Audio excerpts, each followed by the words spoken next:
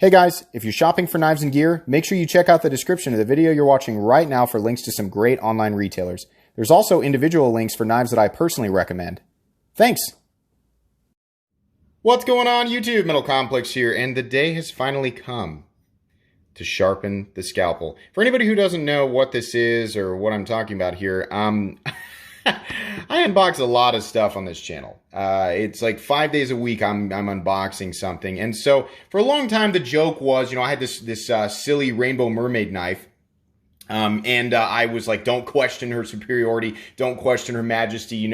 She's the sharpest. She's the most capable, the most precision cutting tool, right? And it was a joke. And eventually I gave that away and I did another series where, we, as a community, my community was to elect a new, dedicated unboxing knife or tool on the channel. And whatever you guys chose, I said, I will use that, as the dedicated unboxing knife. Well, my buddy Kiefer, who might actually be down in the comments section, he made an F-150 truck spring scalpel and, donated it to the channel. So it was one of the candidates amongst, 20 other knives in that series. You can actually go back and watch that series in my playlists.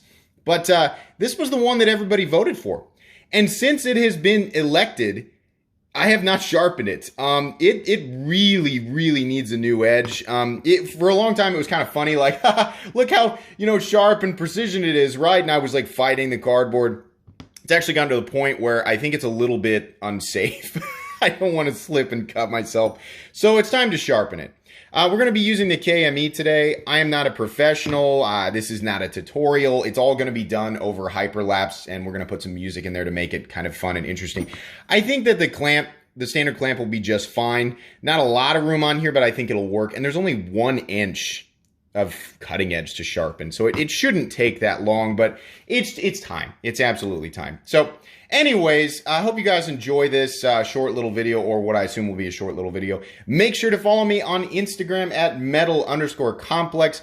Let's go ahead and put an edge on this guy.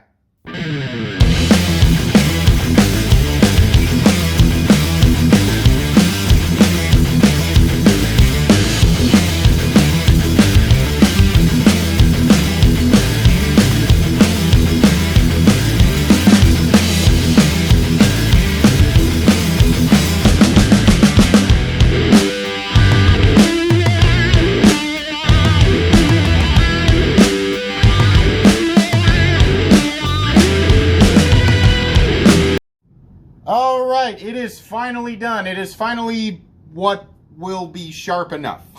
Let's say that. So the real question is can I cut with it? Yeah, I can.